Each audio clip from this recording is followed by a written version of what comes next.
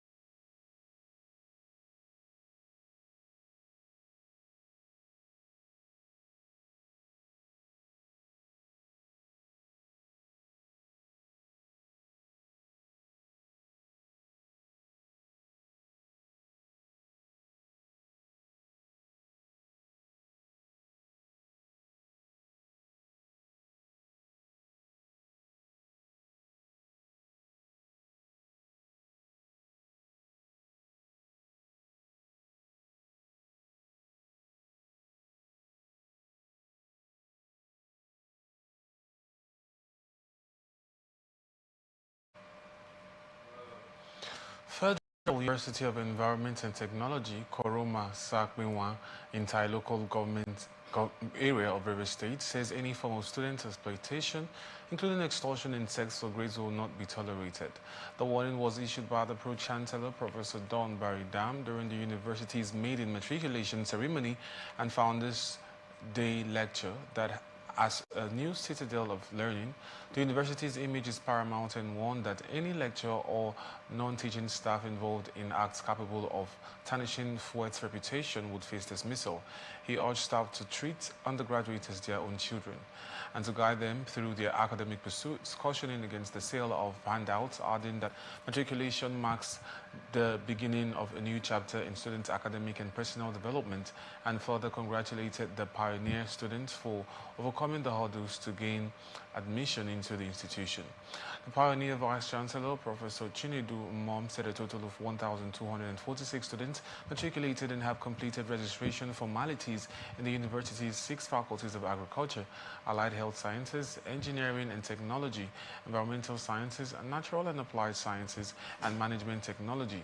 He urged students to avoid all forms of social vices, including courtesy, exam malpractice, and indecent dressing, all of which are clearly outlined in the student handbook, warning that violators would face expulsion. Nigeria Police Force National Cyber Crime Center has arrested 7 suspects linked to an online investment scam center operating in Agbo, Delta State. The first public Relations Officer, CSP Benjamin Hundeyin, disclosed this at a press briefing in Abuja on Thursday, that the arrest followed an investigation conducted with support from the United Kingdom's National Crime Agency and insights provided by Meta.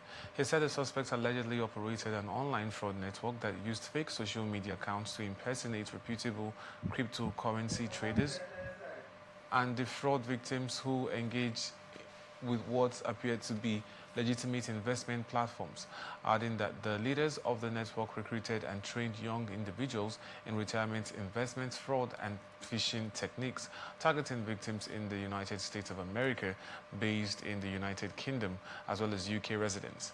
The suspects utilized fake social media accounts to impersonate reputable cryptocurrency traders, targeting unsuspecting individuals who interact with legitimate investment platforms, and further set investigations identified Collins Ogorie as the leader of the syndicate and allegedly procured about 500 social media accounts from online vendors and distributed them among recruits for coordinated spamming, impersonation, and engagement with victims.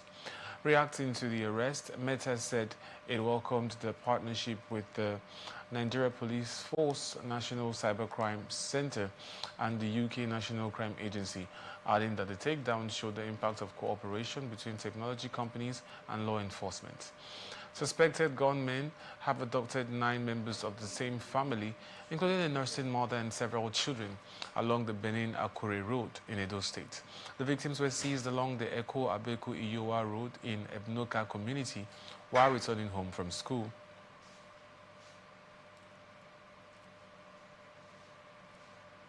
And head of the family, Festus Bamidele, said the abductors later released the nursing mother and her infant following a downpour on the day of the incident. He said the family became aware of the abduction when the woman and her baby returned home, while 3 other children in pre-kindergarten classes were subsequently rescued by local vigilantes and police operatives in the community. Confirming the incident, the Edo State Police Command spokesperson Eno Ikoedem said operatives of the Ekial-Dolo Division engaged the gunmen in a shootout during a rescue operation, and 5 of the victims were rescued unhurt, while 4 others were taken away by the fleeing abductors. The police further said the ongoing operations forms part of broader security measures aimed at dismantling criminal networks across the state. Abia State Governor Alex Otti says the proposed Abia Commercial Smart City, a strategically situated public-private partnership investment hub sitting on a 140-hectare land at Osisioma, and will, on completion, launch Aba into an industrial center for sustainable economic development and job creation. Otti, who disclosed this during the signing of a memorandum of understanding between the Aba Commercial Smart City and United Market Leaders Traders held in Umuahia, said the project, when realized, will practically transform the state and modernize trade, commerce, manufacturing, and logistics. Otti, who was represented by his Chief of Staff, Pastor Caleb Ajagba, said the project is also in line with the vision of his administration towards creating prosperity among the people, assured the investment partners Equatorial Marine Oil and Gas Limited, a more group of a conducive business environment, adding that the needed infrastructure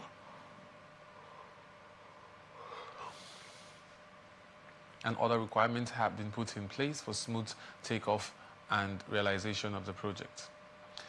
African Democratic Congress, ADC, Imo State Chapter, has expressed deep sorrow and concern over the tragic killing of its woman leader of Amosu Umololo Ward, Mrs. Esther Chimeze, Ijoma, and Mr. Ambrose Ndukwe, both of indigenes of Okigwe local government area, were shot and killed on Friday, 30th January 2026. The party said the heartbreaking incident represented yet another painful reminder of the persistent security challenges confronting Imo State. A statement issued on Thursday by the party's state publicity secretary, Chief MacDonald Amadi in Owerri, said the ADC believes that the foremost responsibility of any government is the protection of lives and property. And when citizens continue to fall victim to violent attacks, it raises serious concerns about the effectiveness, responsiveness, and prioritization, of public safety measures. ADC demanded proactive leadership, clear strategies, and unwavering commitment, and also demanded the swift identification and prosecution of the perpetrators in line with the rule of law to serve justice and discourage future violence. Anambra State House of Assembly has passed a bill seeking to establish the Anambra State Public Complaints, Financial Crimes and Anti-Corruption Commission into law. The passage followed a resolution adopted during plenary on Thursday after lawmakers considered amendments made at the Committee of the Whole stage and the majority leader of the House, Ikenna Ofodeme, moved the motion for the third reading of the bill, which was seconded by the Deputy Minority Leader, Noble Igwe.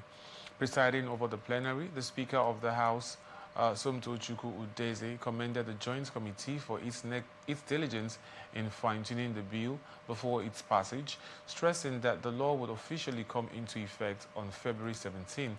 According to the Speaker, the newly established commission will be responsible for investigating financial crimes and corruption-related cases involving the finances and assets of the Anambra State government, adding that the Commission would take over such investigations from any other agency or authority within the state and manage all corruption-related cases under its jurisdiction.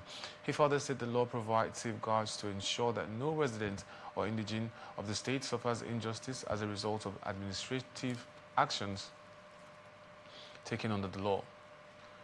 Anambra State government has dismissed claims that the newly constructed Ekulobia flyover bridge in Aguata local government area has been suspended from public use of marked for demolition over alleged structural cracks. Reports circulating on social media had urged members of the public to stay away from the bridge, citing purported structural defects. A statement issued by Mr. Christian Aborime, the press secretary to the Anambra State Governor, Professor Chukwuma Soludo, urged residents to ignore the claims, describing them as utterly false, malicious, and wicked.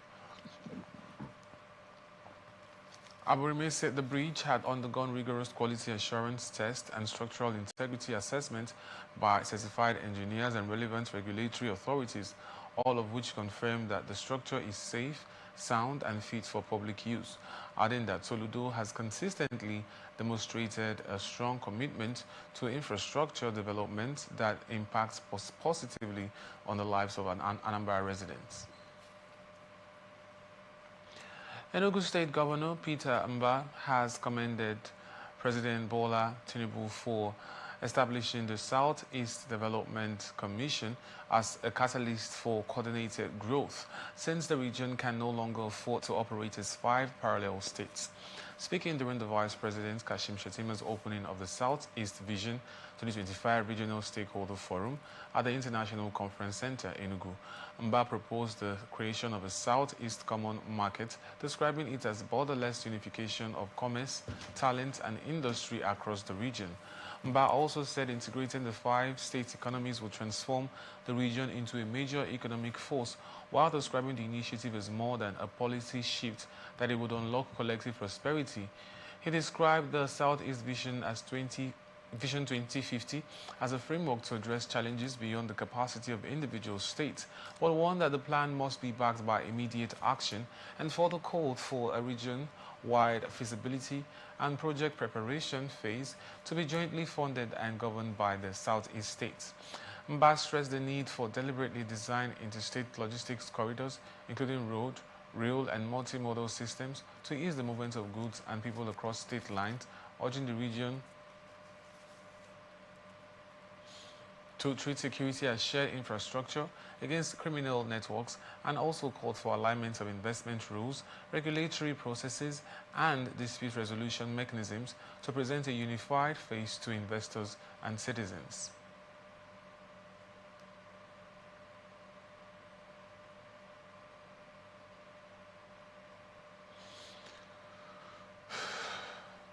Minister of the Federal Capital Territory, FCT, Nyesom Wike, says the FCT administration will celebrate FCT at 50 during the third anniversary of President Bola Tinubu. Wike disclosed this in Abuja during a meeting with members of staff of the FCT administration as part of activities to celebrate the territory's Golden Jubilee, adding that a committee would soon be inaugurated to plan the FCT Golden Jubilee and Tinubu's third anniversary. The minister, who thanked God that FCT clocked 50 years during his time as minister, said a compendium for the Golden Jubilee will be unveiled during the celebration in 3 months' time, as well as the transformation in the FCT and other achievements in the last 2.5 years wouldn't have been possible if not for the support of Tinubu. He argued that infrastructural development in the FCT was slow until Tinubu removed the administration from the Treasury Single Account (TSA), which enabled access to funding to execute life-impacting projects across the territory. He also said beyond infrastructural transformation, workers of the FCT administration had equally recorded a milestone under Tinubu, particularly in career progression to permanent secretaries or head of FCT Civil Service. Minister of the Federal Capital Territory, Nyesom Wike, has dismissed claims that the federal government's ongoing housing projects for the judiciary are intended to influence judges, describing the allegation as unfounded. Wike spoke on Thursday in Abuja after inspecting several residential projects being constructed for judges and justices in the FCT, adding that the initiative is part of President Bola Tinubu's efforts to improve the welfare and working conditions of judicial officers and not an attempt to compromise the independence of the judiciary. Wike questioned the logic behind the allegations, while recalling that judges had previously raised concerns about poor accommodation affecting their performance, and the president's intention was genuine, and highlighted the importance of the judiciary as a vital pillar of democratic governance.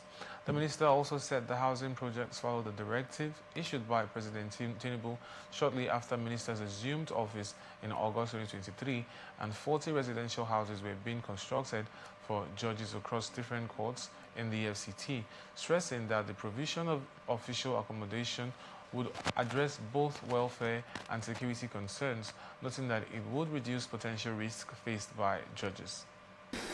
In May 2023, when we came on board as ministers in August, one of the guarantees of supplement to the FCT and the FCDA is to see how we can reduce the accommodation burden as it affects the judiciary. Also talk about the welfare and the environment where the state to do their work is very key. So he gave a marching order that, first of all, there should be a kind of appeal division housing their own structure differently from administrative headquarters. Luckily for us, we were just there this morning and saw that the work is almost 85–90% ready. Then again, we went to where we're constructing 40 residential houses, 20 for FCT High Court, 10 for the Court of Appeal, and 10 for the Federal High Court. We'll soon start the one of the Industrial Court. Of course, in such structures, you feel happy that Mr. President does well for the third arm of government, which is the judicial sector. I'm sure the judiciary will be happy. This is the first time any government has tried to intervene. When you look at where our judges and justices are staying, sometimes you don't know who is their neighbor, whether it's a criminal who is even presiding over his or her case. But now, they will not longer be renting houses. They have their own accommodation. very befitting and in a good environment. Where we are now are for the heads of courts. Heads of courts decide that the one for the President of Court of Appeal, the one for the President of the Industrial Court, the one for the Chief Judge of the Federal High Court, and the one for the Chief Judge of the FCT High Court. It has gone, we can say how far it has gone. We believe by the grace of God, with the speed they are going, we believe by June, July, they would have handed over these projects for Mr. President to hand over to the judiciary. It has never happened in the history of this country, where heads of course are built, being given houses on their retirement. So this is a good development, and of course, talk about the independence of the judiciary.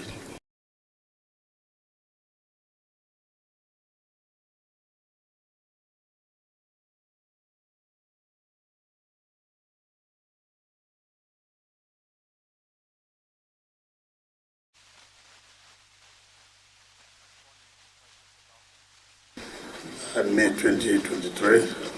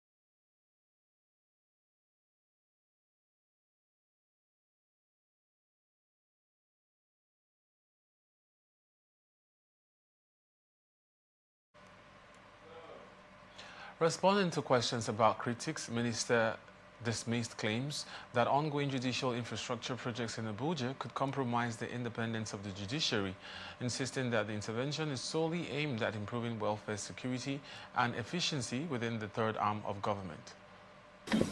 That's nothing you would do that critics will not criticize. Before now, that care is not taken for the third arm of government. Before now, they say, look, judges have nowhere to stay to carry out their job efficiently and effectively. Now you are providing it. It becomes an attempt to buy them. How many people can you buy over? So those shouldn't bother us. Mr. President means well for the judicial arm of government, which is very, very key. You can't talk about democracy without talking about the judiciary. You can't talk about them doing their work where they cannot have befitting places to stay. So even if, for example, you give them the funds directly, you are the one still providing the funds. Every arm of government depends on the executive to provide the funds. So all this allegation of you are doing this to buy this, to let it be provided first before we talk about who is buying who and who is not buying who. So that's our position.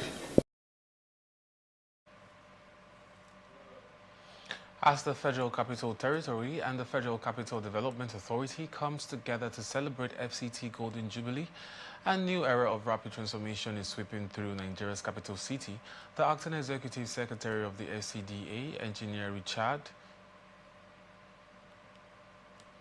Dauda, provides detailed journey of the city from its 1976 inception to its current unprecedented infrastructure boom.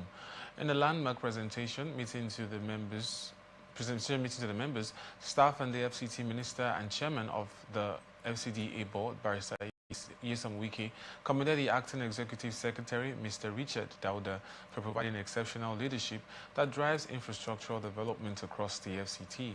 He said the commendation followed Dauda's exemplary leadership, which he described as key to achieving desired results. FCDA is designed for the development planning of the FCT.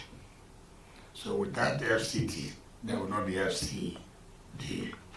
So people make this mistake as if FCDA is an agency under the Federal Capital Territory Administration. And that is why, like you said, you bring promotion for me to sign. If we are not on the FCT, I would not decide their promotions.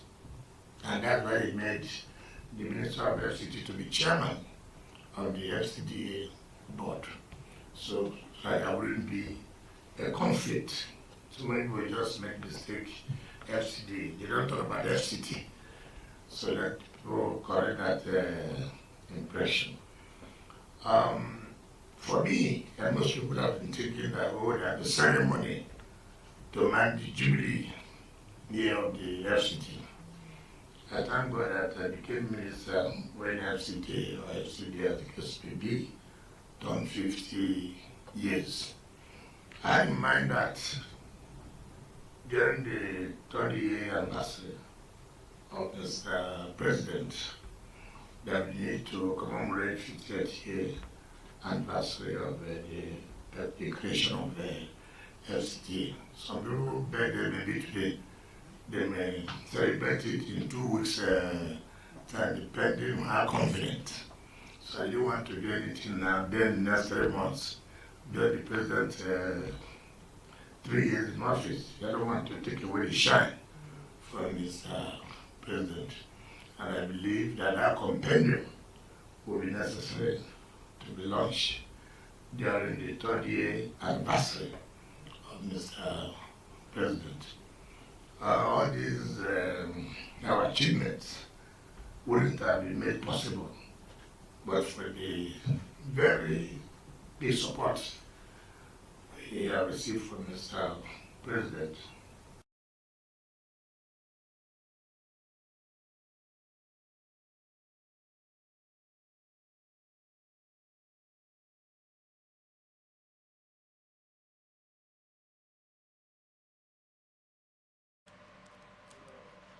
Wike said the executive secretary, having aligned himself with the aims and visions of the present administration in fulfilling the Renew Hope agenda of President Bola Ahmed Tinubu. So, it is not easy to achieve, but somebody made it possible. And instead of people to appreciate that, we look at things that are not too important to bring down the administration. Petty things that do not make news. People who go on strike that a director arrested an assistant director. I don't know how that became a trade issue. That's a personal thing that the head of service should be able to deal with. And what to do for you to go to strike simply because a director arrested an assistant director. The head of service should be able to deal with those kind of things, you know. So today we are saying that we are out of TSA. Today we are achieving what we are achieving. Now nobody has asked the question every time, so for years, no infrastructure. Why would there be infrastructure when there's a kind of something declaring you are not having your money was in a central bank. You are not collecting revenue for federal government. So there's no loophole that anybody that you're helping federal government to block. It is this same president who said, look, if you don't have direction with the commercial banks, there's no way you can develop.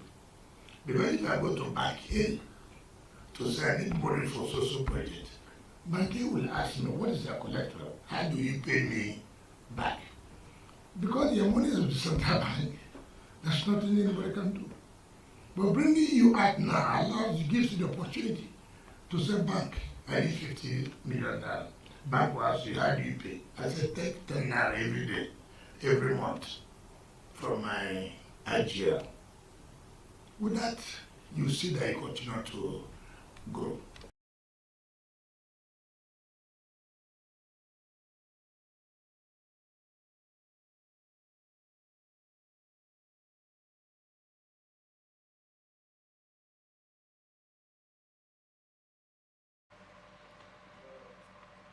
Earlier, the Executive Secretary Richard Dauda said the FCDA Federal Capital Development Authority is charged with the responsibility of planning, development and administration of Nigeria's new federal capital city, Abuja, and the territory as a whole.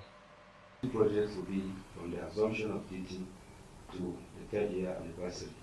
This can only be a divine arrangement, Your Excellency.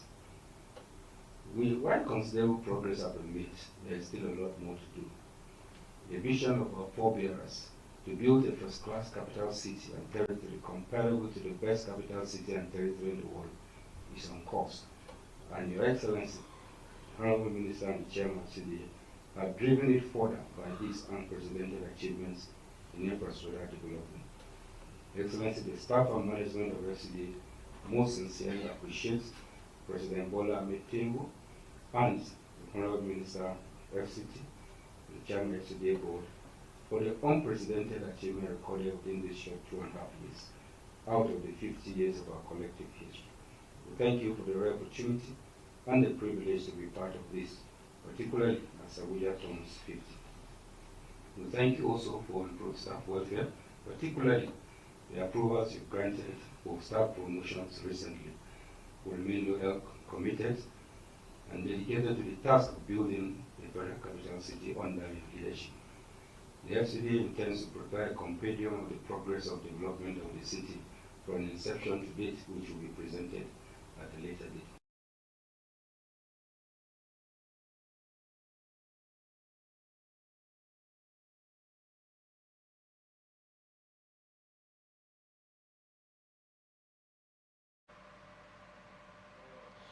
You are watching the Global News and Atlantic Television Network. We will be back after this break. Please stay with us.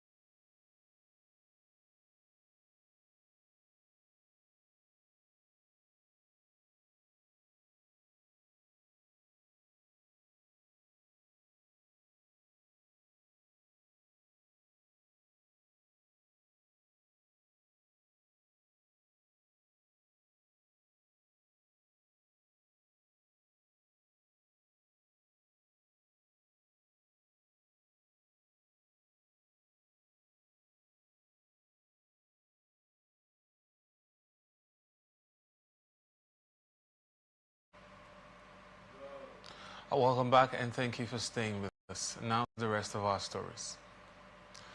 Following the rampaging terror in parts of Kwara State, President Bola Tinubu has ordered the deployment of a military battalion on Kaima local government area that left scores of residents dead. Some of the drastic actions include the appointment of a field commander and the immediate commencement of a military operation tagged Operation Savannah Shield, while the President's special advisor to the President on Information and Strategy, Bayo Onanuga, said the President's intervention was aimed at proving immediate relief to affected communities and restoring security in the area. The federal action followed a brutal attack on Woru community in Kayama local government area, where residents reportedly recovered the bodies of 78 persons killed by armed bandits who invaded the rural settlement on Tuesday. The lawmaker representing Guanabe Gwaria constituency in the Kwara State House of Assembly, Saidu Baba Ahmed, who witnessed the burial rites, confirmed the casualty figures, adding that the launch of Operation Savannah Shield is expected to strengthen federal security presence in the area, as well as stabilize affected communities and prevent further attacks as residents continue to mourn the victims of the raid. Meanwhile, in a statement issued late last night, President Tinubu condemned the cowardly and beastly attack and described the gunmen as heartless for choosing soft targets in their doomed campaign of terror, and also urged collaboration between federal and state agencies to provide succor to members of the community and ensure those who committed the atrocities do not go scot-free. Minority Caucus of the Senate has dismissed claims circulating in parts of the media that the National Assembly had rejected the electronic transmission of election results in the ongoing amendment to Nigeria's Electoral Act. Addressing journalists at the National Assembly, Senator Eyinaya Abaribe, Abia South, who led the opposition lawmakers, said the Senate did not vote against electronic transmission, but rather clarified and strengthened the wording of the provision. We felt, those of us who are still around, that it would be necessary to make a clarification of what happened yesterday, to put the records straight. Yesterday, the Senate did not, I repeat, did not pass transfer of results, which was in the 2022 Act. What we passed, and which the Senate President himself, when he was doing a clarification sitting on his chair, is transmission of results. And I need to make this very clear. Every one of us who is a senator, who has the privilege to represent a senatorial district, came here under the trust of their senatorial zone. And the reason for us to go into a closed session was so that we can tidy up all the niggling things inside there. And when we now come back to plenary to pass it, that we will pass it without any rancor. I can assure you, on my honor and the honor of all of us who are standing here, that both the Electoral Committee of the Senate, then the Ad hoc Committee of the Senate, and also in the executive session that we had, that we all agreed on section 63, which is electronic transmission of votes, or electronic transmission of results. Transmit, not transfer. What is in 2022 is transferred. And we don't want a law that is vague. We don't want a law that will be misinterpreted by anybody. We want a law that is clear, concise, and can be interpreted by all, and that is unambiguous. So it is electronic transmission of results. Yes, thank you. I think we can end it here because we've done.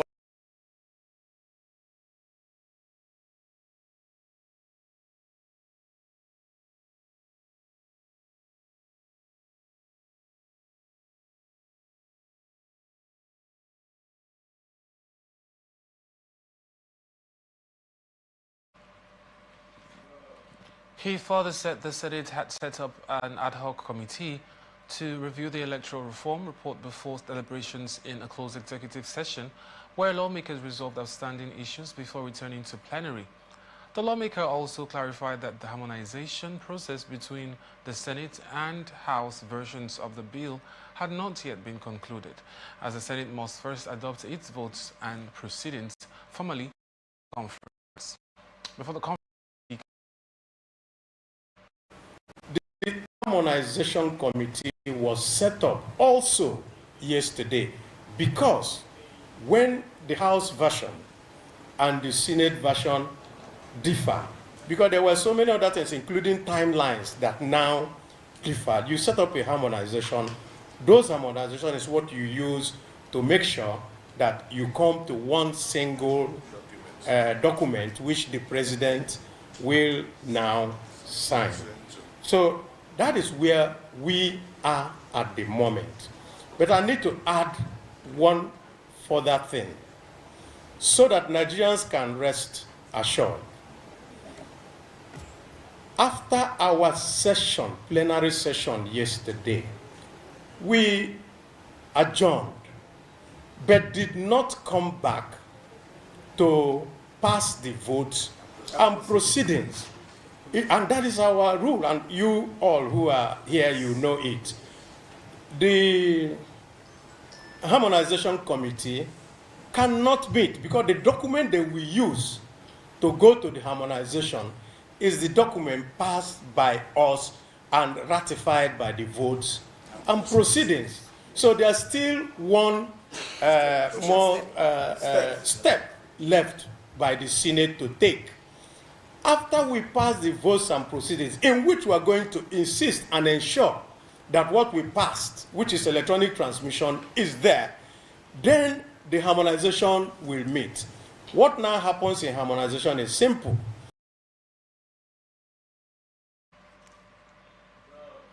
The Senate had on Wednesday set up a conference committee to harmonize differences between its version of the Electoral Amendment Bill and that of the House of Representatives.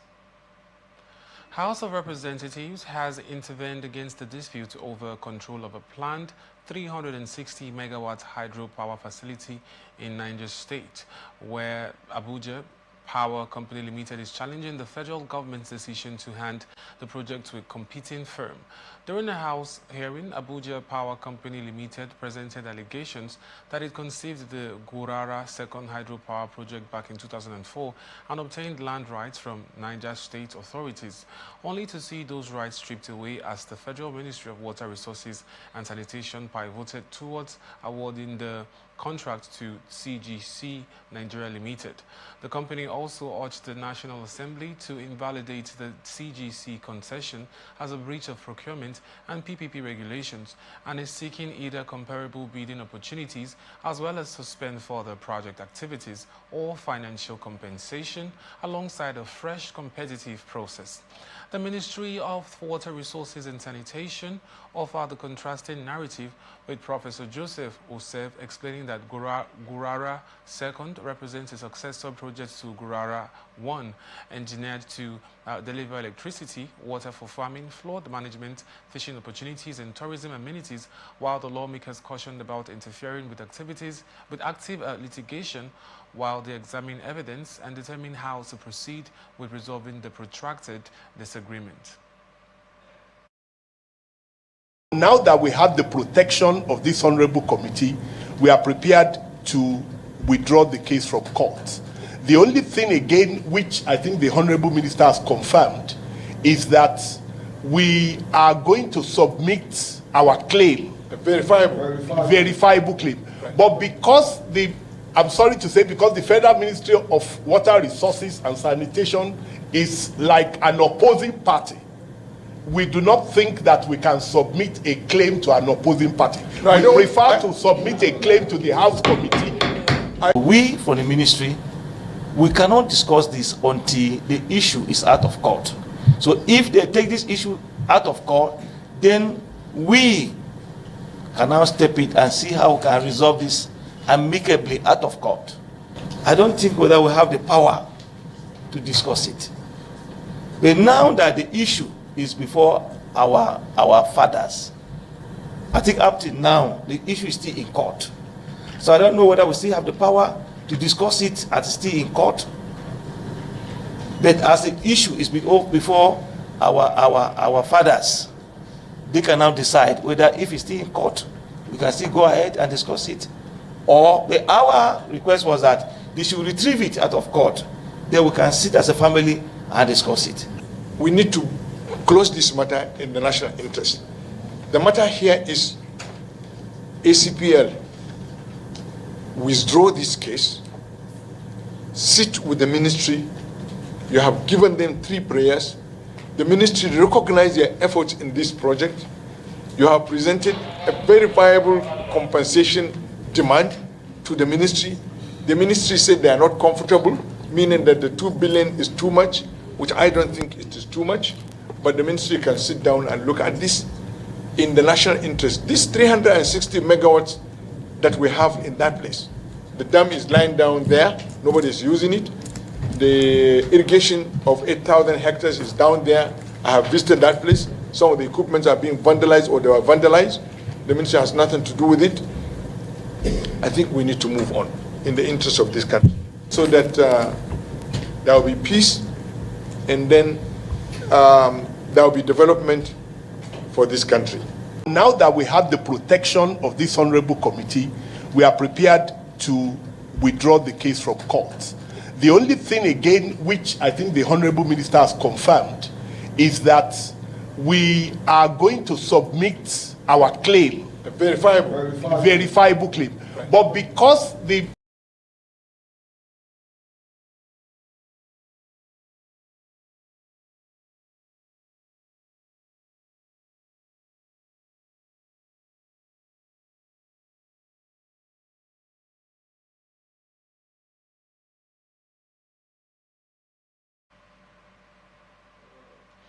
Ahead of the 2027 general election, the Independent National Electoral Commission (INEC) has expanded Nigeria's political landscape with the registration of 2 new political parties, the Democratic Leadership Alliance (DLA) and the Nigeria Democratic Congress (the NDC).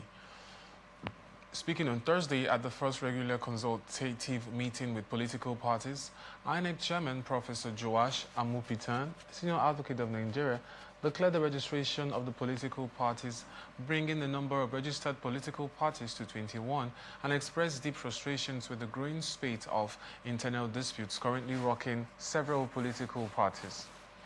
The chairman said being repeatedly joined as a party in internal squabbles has become a significant distraction, and the Commission again confirmed its readiness for the FCT Area Council elections scheduled for February 21, 2026. The Commission also said it is looking ahead to the Ekiti State Governorship election on June 20th, 2026, and the Osun State Governorship election on August 8, 2026, while in his remarks, the National Chairman of the Inter-Party Advisory Council, IPAC, Dr. Yusuf Mamali Dentale, urged INEC to remain a neutral arbiter and be firmly guided party constitutions to avoid perceptions of bias. African Democratic Congress has condemned the Senate's decision to reject key provisions of the Electoral Act Amendment Bill, warning that the move undermines the credibility, transparency and integrity of Nigeria's electoral process. This is coming after the Senate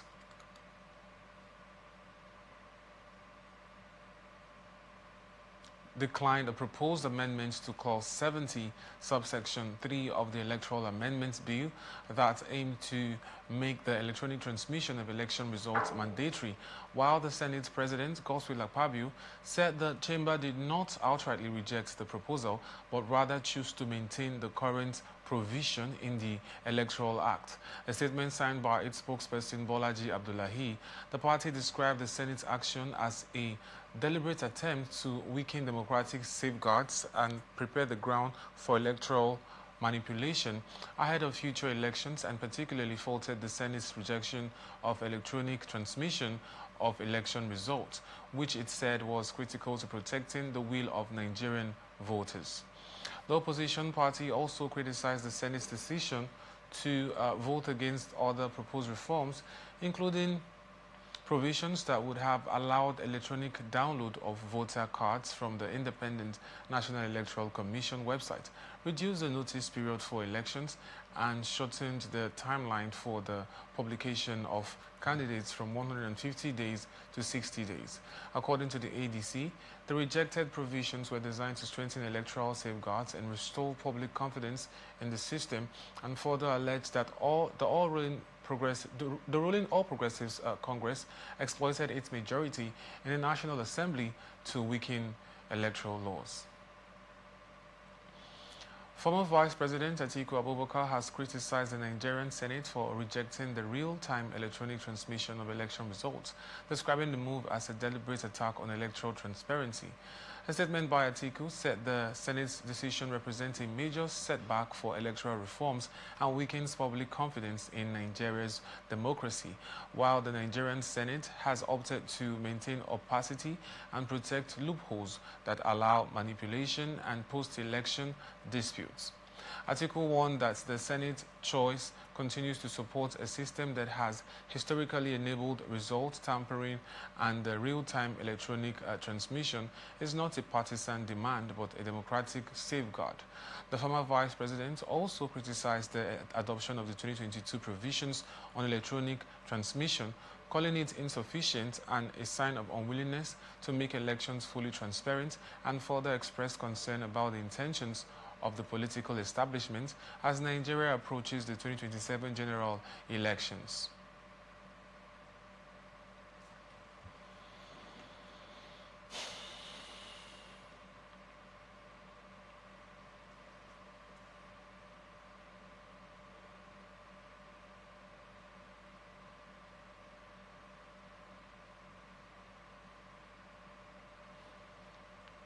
And that's the global news for tonight. Before we go, another look at the major stories. Federal varsity warns against extortion in Rivers State. Anambra State Assembly passes anti-corruption bill into law. Tinubu order military deployment to Kwara State. Federal government approves digitization of fish import licenses. Chinese president advises Trump on arms supply to Taiwan. Super Eagles defender joins Libyan club AI Shumua. Actress Angela apologizes to Mr. Johnson amid controversy. I am Francis Neka. Thank you for watching. You can follow us on our social media platforms on Twitter, now X, at Atlantic TV Net, Facebook and YouTube at Atlantic Television Network, on Instagram at Atlantic TV Network. Peace and unity are the pathways to progress. Thank you for watching.